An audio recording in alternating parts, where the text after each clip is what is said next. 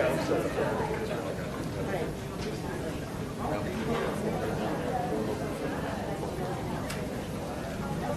to see you.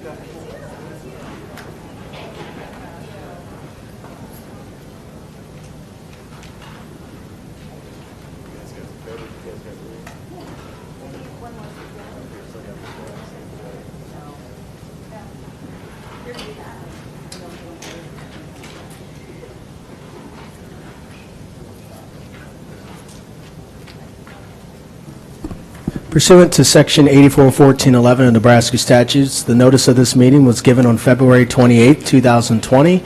The meeting will convene at 6:30 p.m., and visitors may obtain a request to be heard from any staff for any presentation they may have for the meeting. In accordance with the policy, the request to be heard forms must be submitted to the secretary within the first 5 minutes in order to be heard at this meeting. Agenda items are subject to reordering at the discretion of the board president. Please stay for the entire meeting to ensure you're able to hear any discussion. Thank you.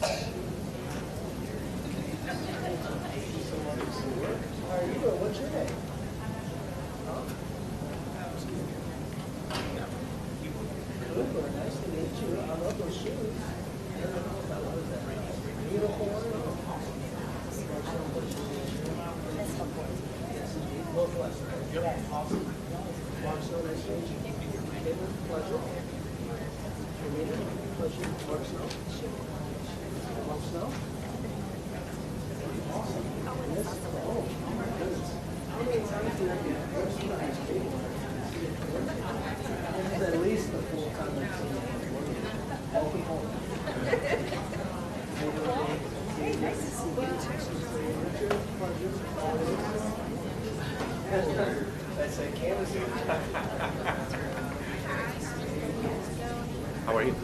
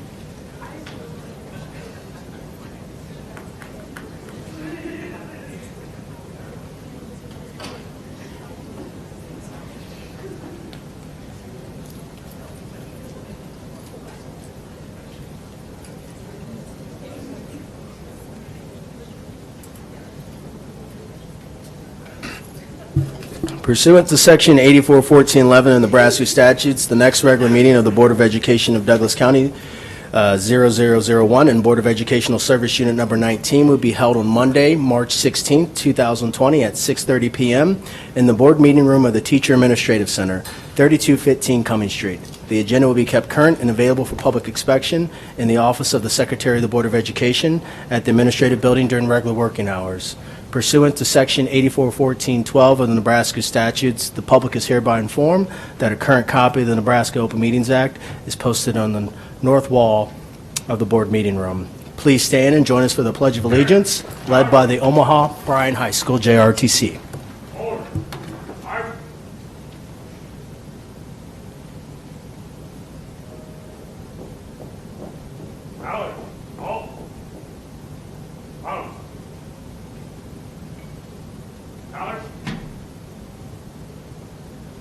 Ready, face, reset, arms. Please join me in Pledge of Allegiance. I pledge allegiance to the flag of the United States of America and to the republic which stands one nation under God, indivisible, with liberty and justice for all. Order, arms. Ready, face, order, arms.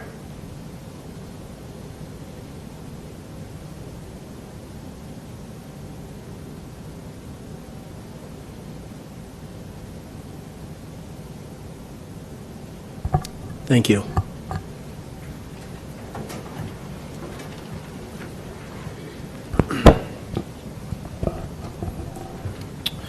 Vice President Dr. Holman will lead us in the OPS vision and mission statement. Our vision, every student, every day, prepared for success, and our mission, Omaha Public Schools prepares all students to excel in college, career, and life. Thank you, Dr. Holman. Mr. Ray, roll call, please. Cassidy, Here. Godding, Present. Holman, Here. Cracky, Perlman, Here. Ryan, Present. Smith, Here. Snipe, Present. Snow. Here. 9 present. Thank you.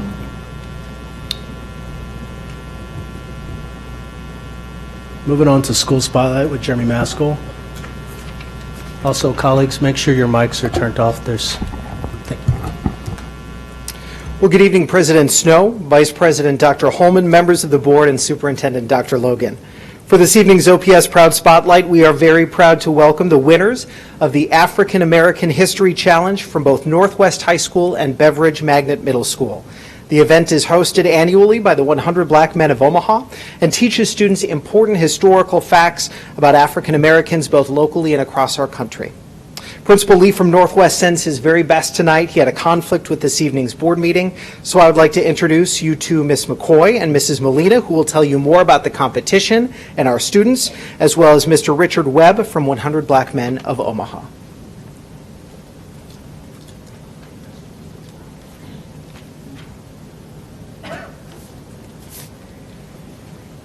I'm Tiffany Molina, interim principal at Beveridge Magnet Middle School, and I am so very excited to introduce our team. They started studying for the competition in October, lots of hours of that. And our team includes Adelissa Gottschall, who was not able to attend tonight, Caitlin Lisco, Romina Herrera Barro, and Owen Fusel. And they were led by a teacher, Chad Carlson, who was unable to be here, and Miss McCauley was also their sponsor. So I'm going to bring Miss McCauley up, and she can talk a little bit more about the work that they've done. Good evening, everyone. As she said, I'm Sheila McCauley, and we have a long-standing history at Beveridge of winning this contest. And so we take it very seriously. We start getting our team together by the end of the year, and then we roll into the summer and we start talking about how we're going to study and when we're going to study. And so by October, we are ready to go to really start studying that book. And the kids make Quizlets so that they can review without the book. They make questions, they start studying, they do matches, and then they get together on their own time after school and in the evenings, sometimes on weekends, to study as well. So our team works really hard, and I'm very proud of all the work that they have done.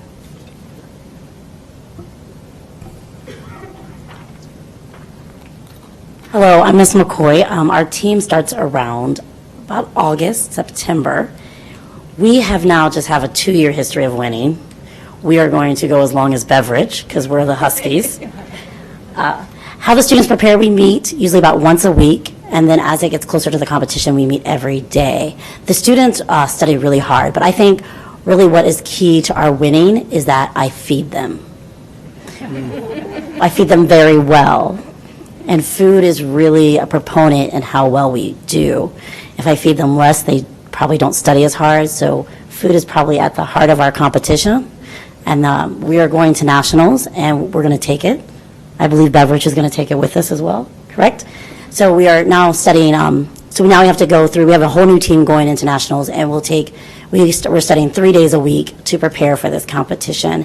And our team consists of about 5 students, so Taya Wynn, who cannot be here with us today, La Nooney, who also couldn't be here with us today, and the 2 who are here are Tusay and Muke, so they're here with us today.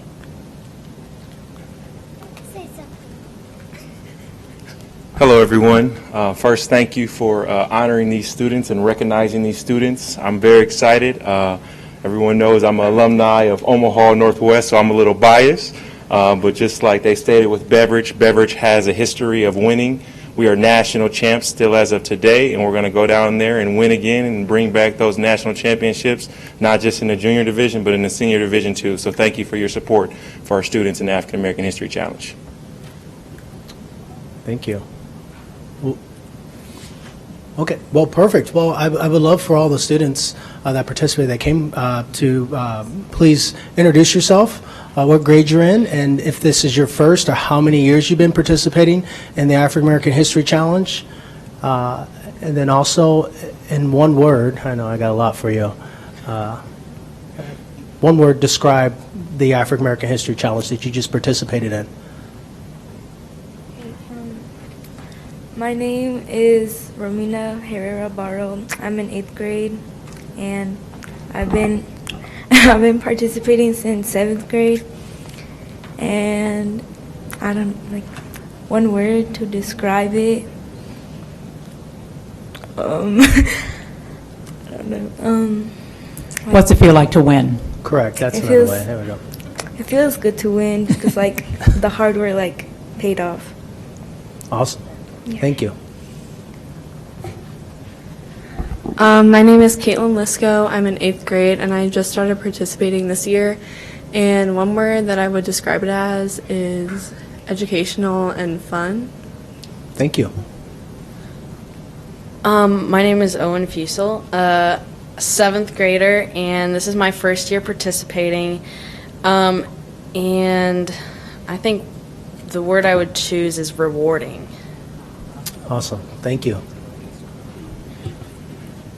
My name is Tusay. I'm a junior at Northwest. This is my 2nd year competing in the senior division. And one word I would use to describe the African American History Challenge is competitive and rewarding also. Thank you. My name is Muke Posto.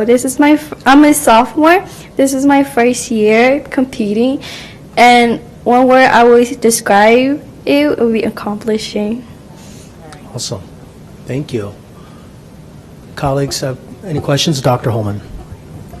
Congratulations to you both, and I too, like Mr. Webb, am an alumni of Omaha Northwest and can say that Omaha Northwest produces some of the smartest people in Omaha Public Schools. So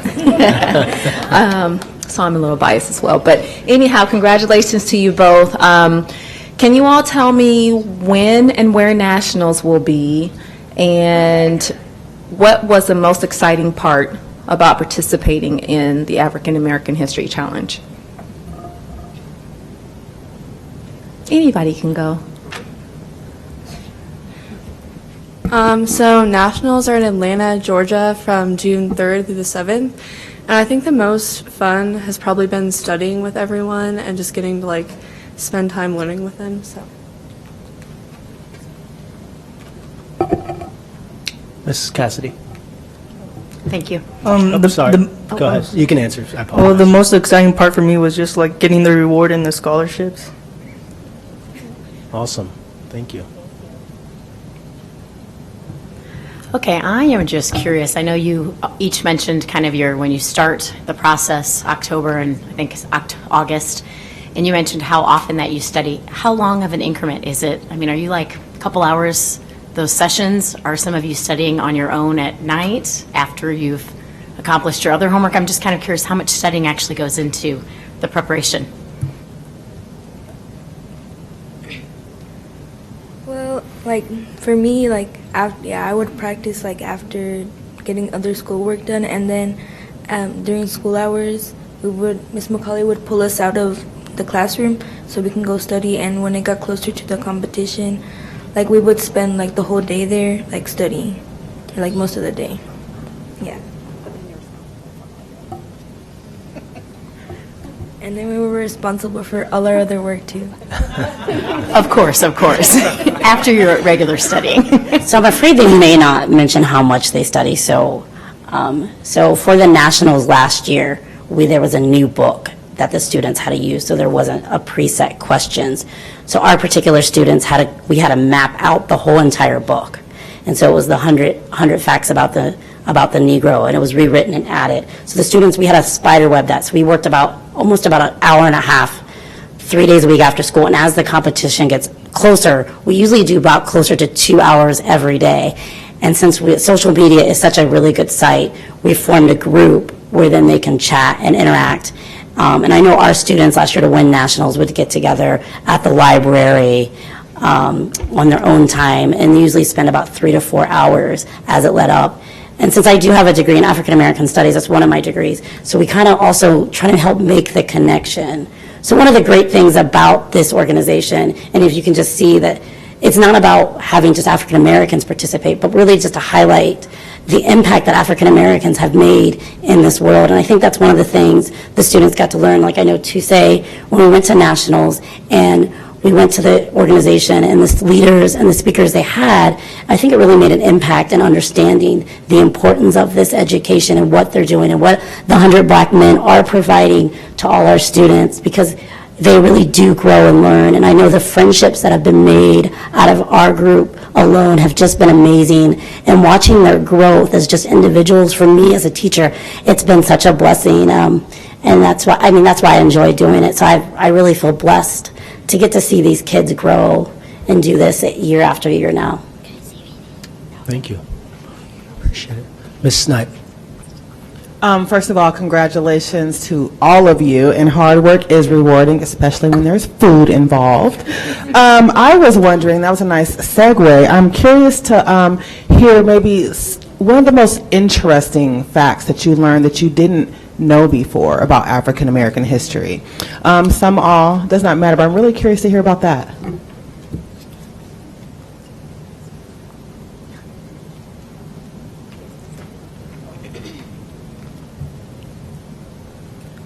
Well, one of the most interesting facts I learned from the 100 Amazing Facts was that Peter the Great, he adopted like an African American as his son, so he was his godfather.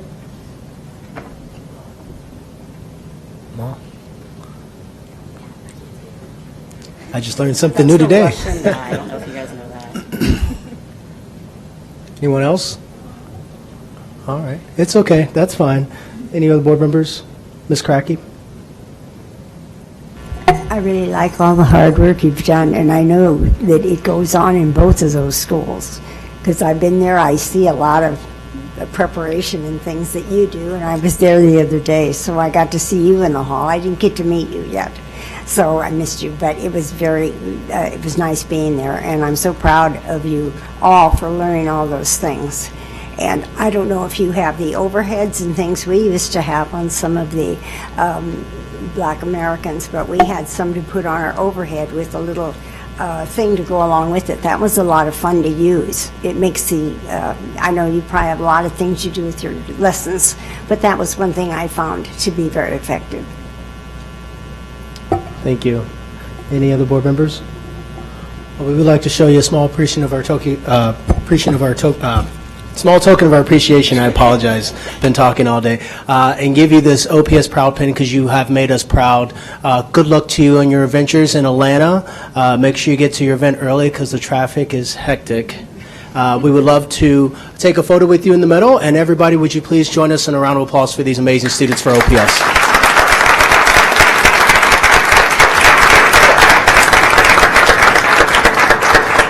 We're going to take a photo right here in the middle, and then I'll hand you your pens.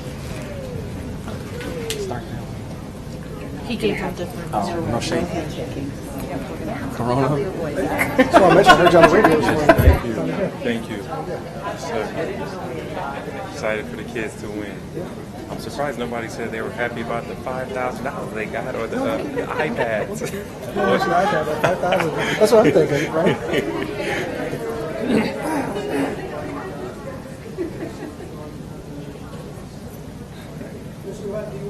Oh. Yes, certainly.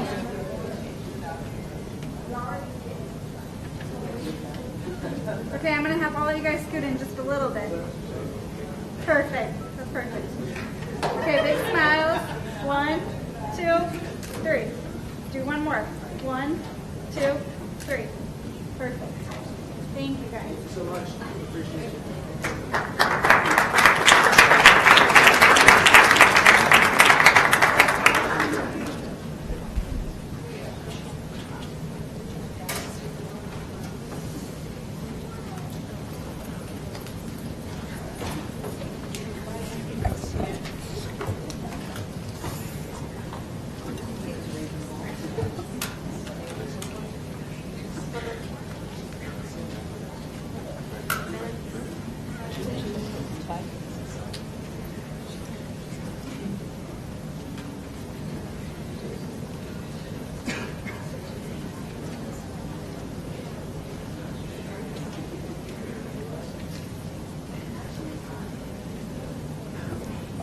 All righty, moving on to the board and superintendent communications. The treasurer's report, Mr. Roberts.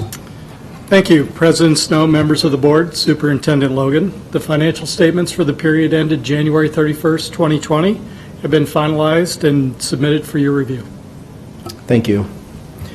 Colleagues, it is for your review. Moving on to Dr. Logan. Good evening, President Snow, members of the Board of Education, and those here in attendance here in public, and those watching the streaming. During the last few days, last 10 days or so, the district leadership team has begun to make contingency plans in the event of a need to respond to community mitigation efforts for the coronavirus.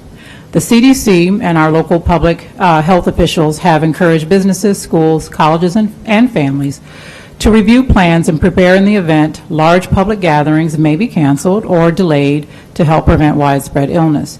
These decisions would be directed by local and state public health officials. Last Wednesday, we sent an email home to all of our families to inform them that we are in regular contact with local health officials. In addition, I sent a very detailed email to our Board of Education. This afternoon, NDE, the Nebraska Department of Education, created a web resource for school districts to help all school districts be prepared to deal with whatever is ahead of us. The website is education.ne.gov/publichealth/resources. From fighting the flu to monitoring other health concerns, we follow their guidance and CDC recommendations. Our health staff work alongside operations staff, student and community services, and district leaders to plan and respond. In addition to our internal staff, we have also begun to communicate with our community partners who have activities or provide services inside of our schools. In the email sent home to parents, we also shared reminders regarding healthy hygiene practices, especially since we are in the middle of cold and flu season as well. Parents may recall that prior to our return from winter break on January 3rd, we sent a detailed letter reminding parents and students of safe hygiene practices during cold and flu season, as well as a reminder for students to stay home if they are ill. Those same recommendations apply to help prevent the spread of this virus. They include washing hands frequently with soap and water for a minimum of 20 seconds, keeping hands away from the face and nose, not dropping a sick child off at school, but instead allowing children to stay home, rest, and get better, covering the nose and mouth when coughing and sneezing, and avoiding close contact with anyone who has cold or flu-like symptoms. Health, safety, and the well-being of our students, staff, and families is always our first priority.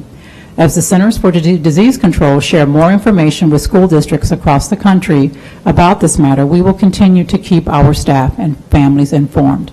Last Friday, around 4 p.m., we received an interim communication from CDC. They have shared with us that they will be providing these as needed throughout the week and the weeks ahead. In addition, we will provide another communication to our staff and families on Wednesday. We will try to communicate with families weekly if needed, or more often. But please rest assured that this team here, and I'm very proud of all of them, and I also want to make sure I recognize Lori Buda. Lori Buda is a registered nurse and is also our head of health services. The CDC and other local health officials have emphasized the importance of being prepared. We take our role in that planning seriously to be ready if or when public health officials direct community organizations such as the public school system to respond. Moving on, elementary parent-teacher conferences spring break are next week. This week, we will complete second semester parent-teacher conferences with our elementary school conferences this Thursday and Friday, March 5th and 6th. Next week, the week of March 9th, we will observe our spring break. Classes are scheduled to resume the week of March 16th. Parent nights are coming up. On March 19th, we have a parent night at Prairie Wind Elementary School. We will host 2 parent sessions on the 19th. The first will begin at 6 p.m. and go through 7 p.m. The second session will take place from 7 to 8 p.m. We encourage parents to come out to Prairie Wind Elementary School. We've received positive feedback, and parents have said it's positively impacted them in their ability to navigate strategies for helping their students with math at home in these scenarios. And we look forward to seeing you there. Last Friday, myself and I know one proud mother at this table were at the state swimming finals. I had the opportunity to get to Lincoln on Friday and support our high school swimmers during the state swimming and diving championship finals.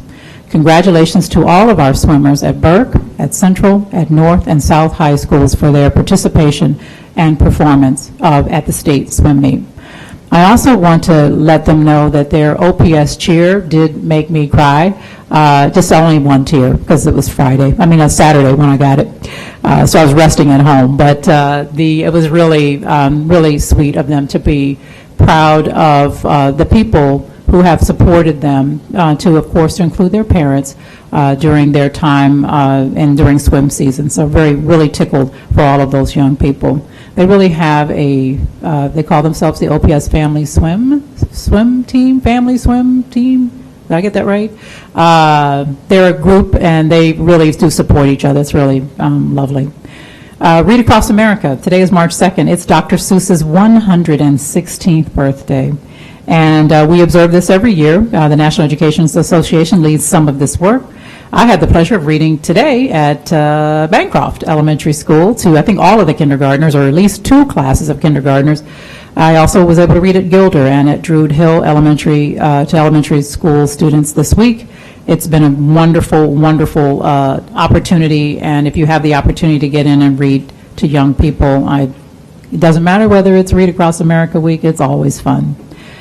The Inside the Omaha Public Schools monthly newsletter features the strategic plan of action. I just want to remind our families to check out the most recent edition and all of the items that you can find there, especially information about our 5 shared values, which are so important for us as we lead and serve our school district. We are thrilled about our journey ahead and will regularly share updates on our work and opportunities.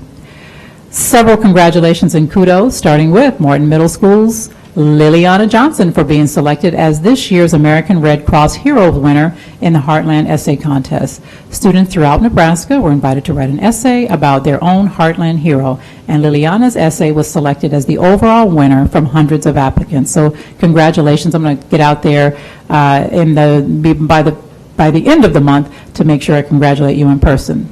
Also, congratulations to Rebecca Noble curriculum specialist, visual and performing arts facilitator at South High Magnet School, for being recognized for the Nebraska Arts Council for her excellence in arts education, for her long-term outstanding contribution to the arts, and she's also my next-door neighbor. So congratulations to Ms. Noble.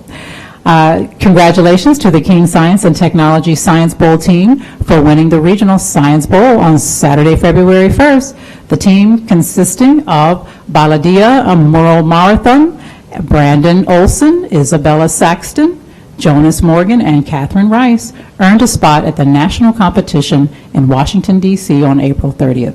Congratulations to all of you, and this concludes my remarks for this evening. Thank you. Thank you, Dr. Logan. Colleagues, do you have any? Ms. Snipe.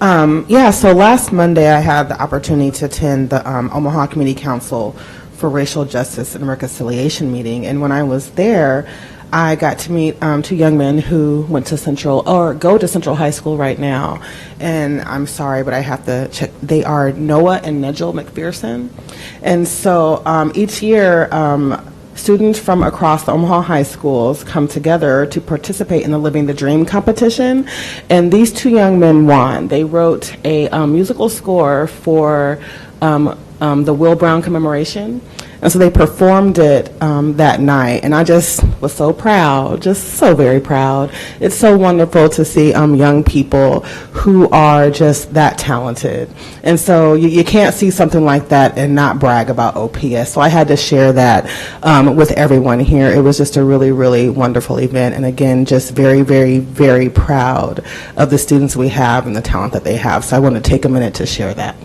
Thank you. Thank you. Ms. Cracky. Thank you. I attended two events that were in my schools. Edison put on the musical The Lion King, and it was held last Friday evening and Saturday, and very well attended, as one was the year before. They do an excellent job in doing that and involving so many children on the stage and making the masks. The masks were just gorgeous. So they really did a good thing, and I can't wait to look forward to what will happen next year. I also got to go to Catlin and hear the strings and the orchestra, and they just get better every year. The children are so good, and the parents come, and it's fun to sit by the parents. We have parents there from other districts that especially come in because they want to have that opportunity, and no one else is offering that to them. So it was very good, and I enjoyed it a lot, and I always love being in the schools. It's so much better than anything else that we do as board members. Well said, Ms. Cracky. Mrs. Gotti. So I've attended several really fun events. The Central Millard North basketball game, which was actually the fourth game to be a sellout at Millard North, and was completely packed, and we got to see an OPS school win in the last 0.4 seconds of overtime, so that was pretty exciting. Very fun to see. I also, as Dr. Logan mentioned, had a great time at the state swim meet and was really excited to see South and Central set some personal bests and some new set a new standard for where those two schools are at in competing in swimming. So that was really, really awesome. And on Saturday night, I was able to attend Central's Road Show. I want to give a shout out to all the students who participated.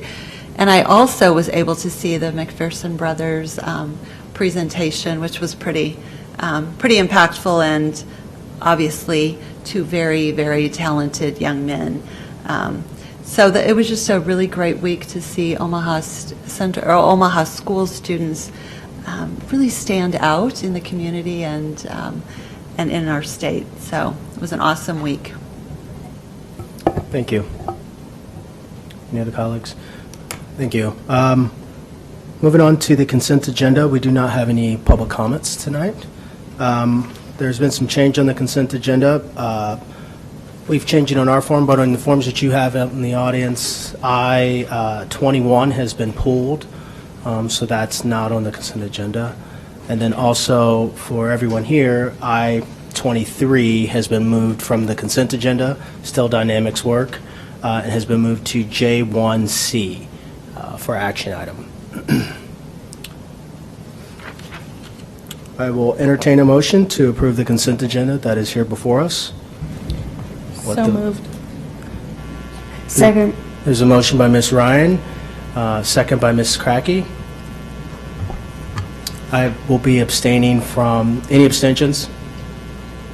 Okay. I will be abstaining from I-12, and that's a claim. Mr. Ray? Roll call. Cracky. Aye. Pearlman. Aye. Ryan. Aye. Smith. Aye. Snipe. Aye. Snow. Aye. Cassidy. Aye. Gadding. Aye. Holman.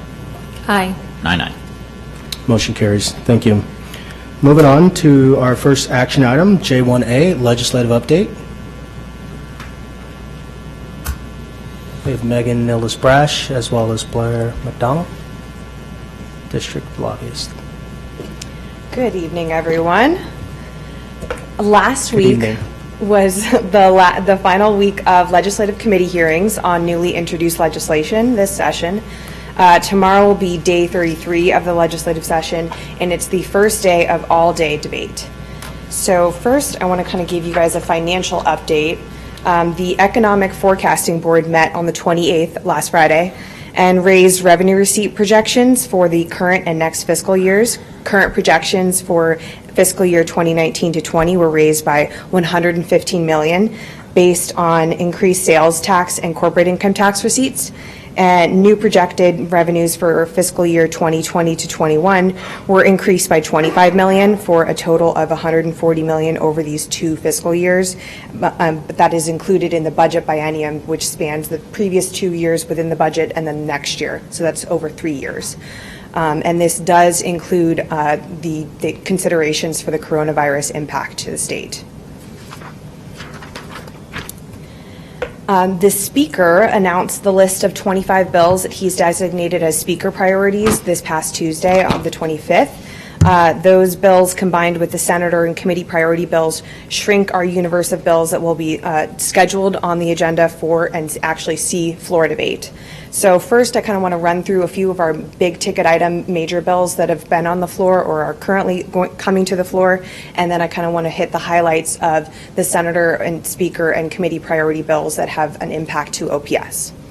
So, starting with LB 147, which is on page 2 of your matrix, that's the carryover bill, the Student Discipline Act from Senator Groney, which we have a position from last year of opposed to. Senator Merman chose LB 147 as his personal priority bill, so it will get scheduled for another 3 hours of debate. The bill partners with the bill that Senator Merman introduced this year, LB 998, which we have a position of monitor with research on, which that bill uses state lottery dollars to fund reimbursements to districts on a per school basis, per school building basis for the costs to provide de-escalation and intervention training for all school employees. LB 998 is also on general file, and the intent is for LB 998 to be amended into LB 147 or LB 920, which both have priority designations. Senator Groney is still negotiating the amendments on that bill. A lot of interested parties threw amendments on that bill during the first 3 hours of debate that we had at the very beginning of session, like the first or second week of session this year in January. So he's trying to negotiate those senators to pull off their amendments so he can actually discuss the amendment that he worked on all summer with the interested stakeholder groups that was a compromise amendment. Just a note on that, though, Senator Walz did just introduce a new amendment this past week that would rewrite the bill from, rewrite his compromise, essentially.